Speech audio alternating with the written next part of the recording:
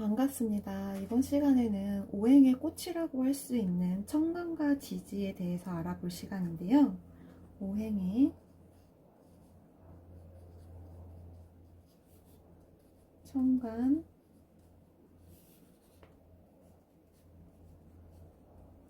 이 전 시간에 배우셨던 건 굳이 외워야 되나요? 외우기 싫어요 라고 하시면서 안 외우셨을 수도 있겠지만 이거는 무조건 외우셔야 됩니다. 이거를 알고서는 이제부터 다음 시간부터 설명하는 거를 알 수가 있듯이 이거를 모른다면 이제 사주를 논할 수 없을 정도로 오행은 청간과 지지를 꼭 외우셔야 돼요. 그러면 이제 오행의 청간과 지지에는 무엇이 있는지 살펴볼 텐데요. 청간, 지지 이렇게 살펴보면 천간에는 이제 갑목과 을목인 갑을이 있으시고, 그리고 이제 화인 병, 정, 토인 무, 기, 금인 경, 신, 수인 임, 개가 있습니다. 갑을병정 무기경신 임계가 뭐죠? 라고 하실 텐데, 우리가 이 전 시간에 배웠던 오행에 대해서 이제 5가지가 있다라고 했었죠. 거기에 해당에는 이제 목, 화, 토, 금, 수의 안에 이런 갑목과 을목, 병화와 정화, 무토와 기토, 그리고 경금과 신금, 그리고 수에는 임수와 개수가 있는 거예요. 그래서 우리가 맨 처음 시간에 기초 영상에서 음과 양에 대해서도 배움을 했었어요. 그래서 이제 음양이 또 뭐예요? 라고 하시는 분들이 있을 수가 있으셔서, 만약에 기초 영상 첫 번째 시간 영상을 안 보셨다면 다시 보고 이 영상을 시청하시길 바라겠습니다. 그래서 우리가 볼 때 이 갑목은 플러스 마이너스, 얘는 양, 얘는 얘도 양, 얘도 경금도 양, 신금도 임수도 양, 개수도 이렇게 음양으로 우리가 목화 토금수를 이렇게 갑을병정 무기경신 임계 이렇게 쓰기로 약속을 했어요.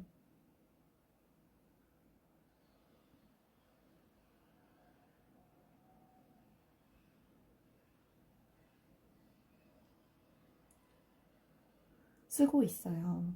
그리고 이제 지지를 살펴보면 자축, 인묘, 진사, 오미, 신유, 술해 이렇게 있는데, 그러면 이제 자축인묘, 진사오미, 신유술해가 뭐예요? 라고 하실 텐데, 이거는 우리가 쉽게 알 수 있는 띠에 해당이 되세요. 자는 쥐띠, 축은 소띠, 이는 호랑이띠, 묘는 토끼띠, 지는 용띠, 사는 뱀띠, 오는 말띠, 미는 양띠, 신은 원숭이띠, 유는 닭띠, 술은 개띠, 해는 돼지띠. 이렇게 설명하니까 알기 쉽죠. 그래서 자축인묘, 진사오미, 신유술에는 이렇게 지지에 해당이 되는데, 우리가 흔히 알고 있는 띠를 해당하기 때문에 조금 알기 더 쉬우실 것 같아요. 그러다 보니까 이제 자축은 예를 들어서 겨울에 1, 2월을 해당하는 겨울에 해당이 되고, 우리가 겨울에 해당하는 수라고 했죠. 이 수에는 지지에 이제 이따가 설명을 드릴 텐데, 이렇게 지지에 또 들어가고, 이제 임목과 묘목은 2, 3월을 뜻하는 봄에 해당이 돼서 이제 목에 해당이 됩니다. 그리고 이제 사오는 이제 여름에 해당이 되고, 신유는 이제 또 가을인 금에 해당이 되고, 또 해도 같이 겨울에 해당이 됩니다. 그리고 이렇게 이 동그라미 친 걸 잘 기억을 하셨으면 좋겠어요. 얘네를 방위로 이제 설명을 드릴 텐데, 목, 화, 토, 금, 수. 목은 우리가 동쪽이라고 했죠. 그리고 우리가 봄이라고 했습니다. 봄에는 우리가 새싹들이 나무에서 자라나죠. 그러다 보니까 갑목과 을목, 아까 여기 있던 나무에 해당이 되는 갑목과 을목이 오고, 그 밑에는 이제 새싹이 막 자라나는 2, 3월. 근데 요새 2월이 춥기도 한데 그건 이제 나중에 이 인목에 대해서 설명을 해드릴 때 다시 설명을 해드리고, 일단 2, 3월에는 봄에 새싹이 피어나는 그런 형상을 이제 딱 생각하시면 될 것 같아요. 그러니까 얘는 양, 얘는 갑인년, 뭐 갑인월, 뭐 갑인일, 뭐 을묘월, 을묘일 이런 식으로 얘네는 한 세트예요. 그러다 보니까 이렇게 통째로 외우시는 게 좋으실 것 같고요. 그리고 이제 이 화 같은 경우에는 우리가 이제 여름에 해당이 되죠. 예를 들어서 뭐 6월, 7월 이럴 때 해당이 되다 보니까 여름, 그리고 우리가 남쪽이라고 했어요. 그러다 보니까 이제 여름인 화, 여기에 해당이 되는, 여름엔 태양이 매우 뜨겁으니까 이렇게 병화와 정화가 온다라고 생각하시면 되세요. 그리고 그 밑에 이제 지지에 들어가는 세트인 여름에는 이제 4, 5월이라고 해서 6월, 7월을 생각하면 되니까 4, 5 이렇게 있는데, 여기서 주의하셔야 될 거는 얘네가 이렇게 바뀌어서 써야 돼요. 갑자기 머리가 아프기 시작하죠. 그래서 이렇게 쓰시면 안 되고, 얘네는 병화와 정화가 이렇게 있을 때 여기에는 병오년, 병오월, 병오일이 되고, 여기는 정사월, 정사일, 뭐 정사시가 됩니다. 그렇기 때문에 이 양과 음을 꼭 헷갈리지 말고 잘 기억을 하셨으면 좋겠어요. 이렇게 화는 바뀐다는 거 별표. 이 토 같은 경우에는 아까 이렇게 동그라미를 쳐줬죠. 그 이유가 뭘지 이제 살펴보면, 이 토 같은 경우에는 환절기, 그리고 중앙, 가운데, 사이라고 표현을 했어요. 이 토 같은 경우를 보면 무토와 기토 이렇게 있는데, 이 무토에는 이 진과 술이 들어가요.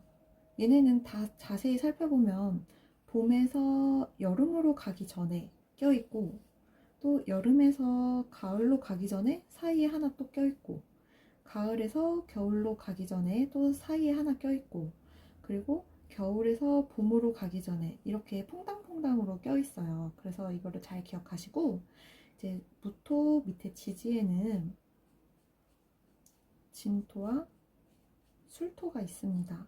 얘네는 양을 의미하고, 이 기토 지지에는 축토와 미토 이렇게 두 가지가 있어서 음을 의미합니다.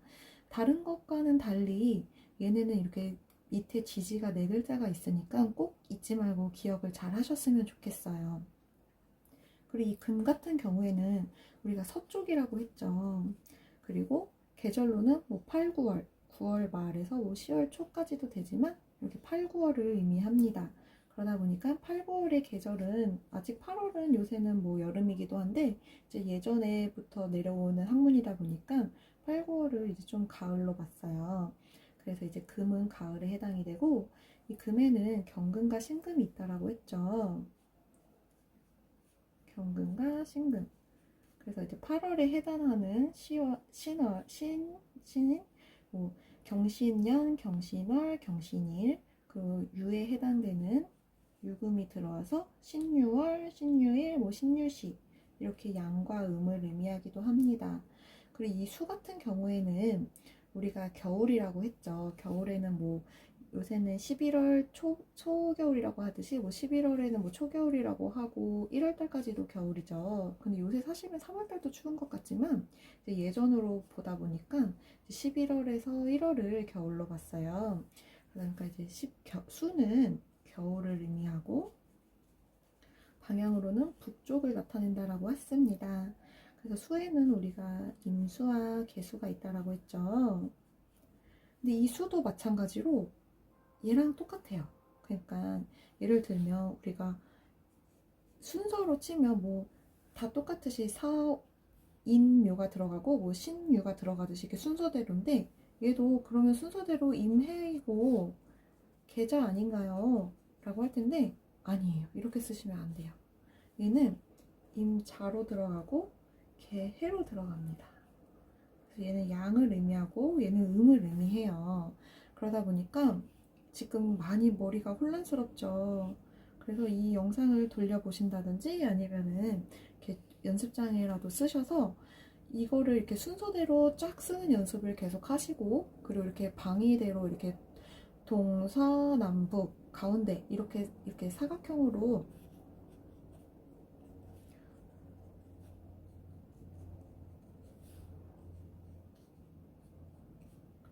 이렇게 좀 연습장에 쓰셔서 자꾸 이렇게 쓰는 연습을 하셔야 돼요. 그리고 이거를 꼭 아셔야지 이제 다음 시간에서는 좀 더 복잡해지기 때문에, 이걸 아신 상태에서 이제 다음 영상을 계속 시청하셔야 되기 때문에, 이거는 뭐 외우기 너무 힘들다고 해서 포기하지 말고 꼭 외우셨으면 좋겠고, 그리고 우리가 일상생활에서 자주 접할 수 있는 게 음력이 있는 달력이에요.